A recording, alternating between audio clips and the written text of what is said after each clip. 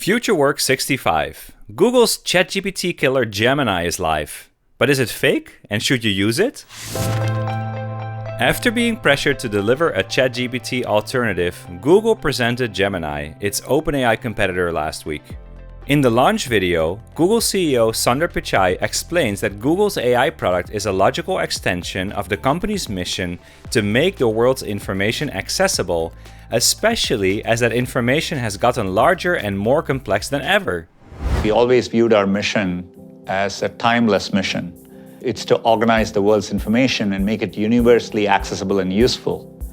But as information has grown in scale and complexity, the problem has gotten harder. So we always knew we needed to have a deeper breakthrough to make progress.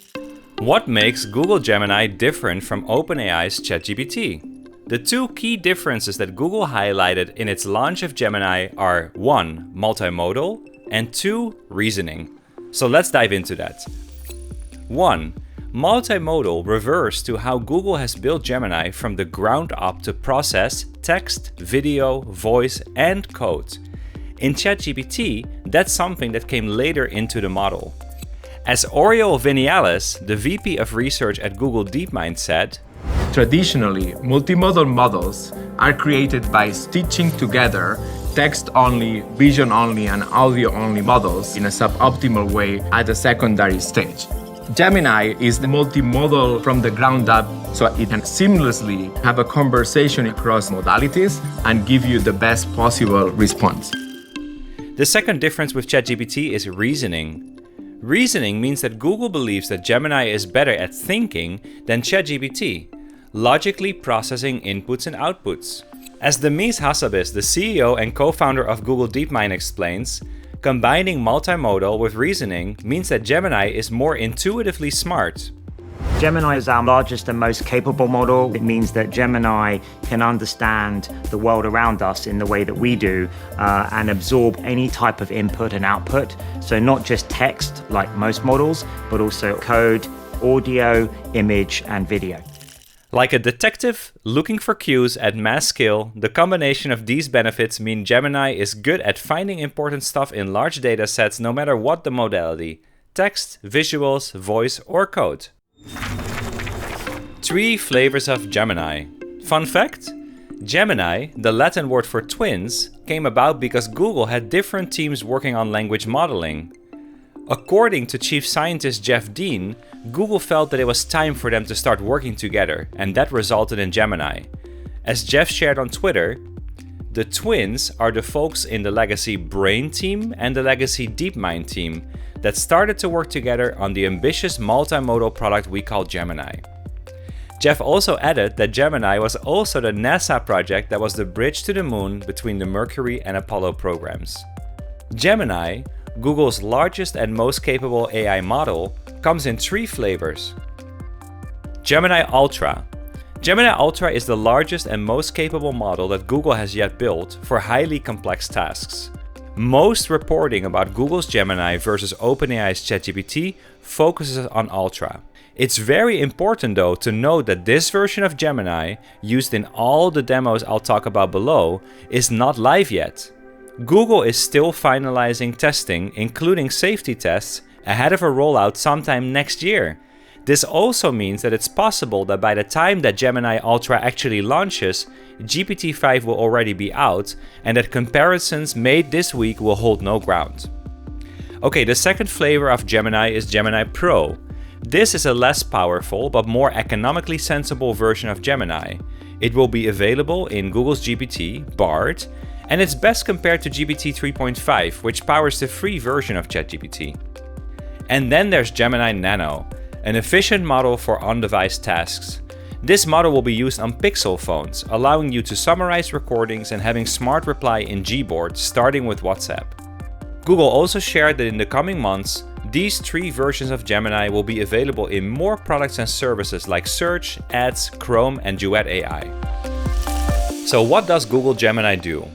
So Google shared a couple of use cases for which it thinks the model will be particularly useful. The first one is analyzing large data sets. 2 Google researchers showcased this when scientists looked through tens of thousands of records to find the most relevant information.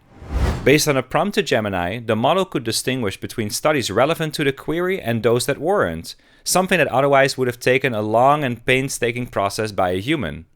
Another prompt then made Gemini review the data in the paper and extract it in a universal format. As software engineer Taylor Applebaum concludes, over a lunch break, Gemini read 200,000 papers, filtered it down to 250, extracted the data, and even updated a graph in real time. This kind of AI-powered research is exactly why AI can be such a powerful driver of scientific breakthroughs. The amount of data that can now be analyzed at these speeds make it so that scientists can get to breakthroughs faster. As one biotech student commented, "Last year I wrote a paper about functional food and its possible effect on gut microbiota. Literature scanning is always an extensive endeavor in genetics.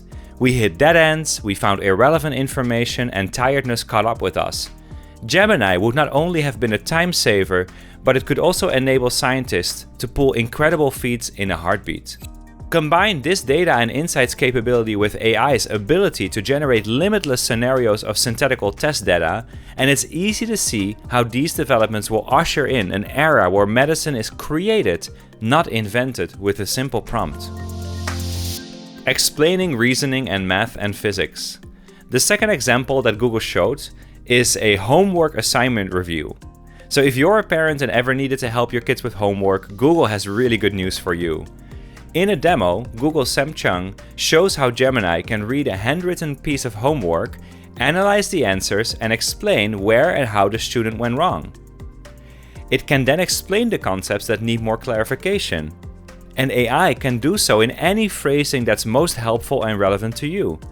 As futurist Anthony Slumber said in our previous interview, AI, for example, can clarify an economics concept through analogies an art major would understand, or any variation on this. And the third example, creating bespoke web experiences. You're currently used to typing something into Google, clicking a link, landing on a web page where information is presented in a way that the owner intended. Gemini spins this into something much more bespoke. Interacting with one of its experiments, a search query can become a highly personalized web experience tailored to the user. In the example that Google showed, starting from the problem statement of needing to organize a birthday party, Gemini creates a custom interface that guides the user to the final information, all in a highly engaging and interactive way. With this, Google's approach seems to cater to a more day-to-day AI user with a friendly and colorful user interface rather than the pretty technical-looking ChatGPT. Benchmark scores and fake demo controversy. One of the things that Google seemingly couldn't emphasize enough is that Gemini Ultra beats ChatGPT in several benchmarks. These benchmarks are like standardized tests that allow us to compare AI models head-to-head. But some criticism quickly emerged. Researchers pointed out that Google is comparing a model that has not been released with ChatGPT 4, which is over a year old and has been publicly available since March 23. As the AI Advantage hilariously summarizes, "But hey, let me just briefly say we're comparing a 2024 model with a 2023 model with GPT-4. So it's not exactly apples to apples. Just wait for OpenAI to make their move with GPT-5 and then we will return to this comparison, right? But as of now, Google is winning the announcement game, whereas GPT-4 is winning the usable product game."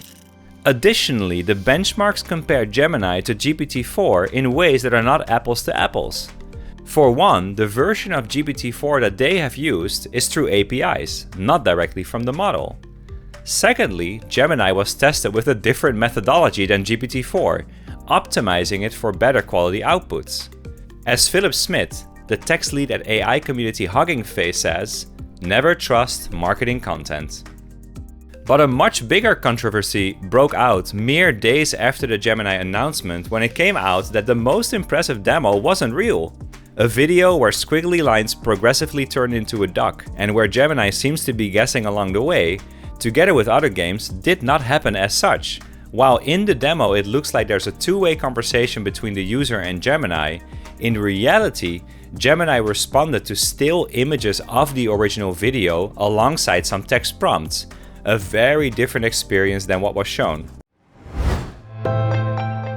Fake demos, manipulated benchmarks, and announced yet not released models aside, Google is now in the arena with its Gemini model, at least being on par with ChatGPT 3.5.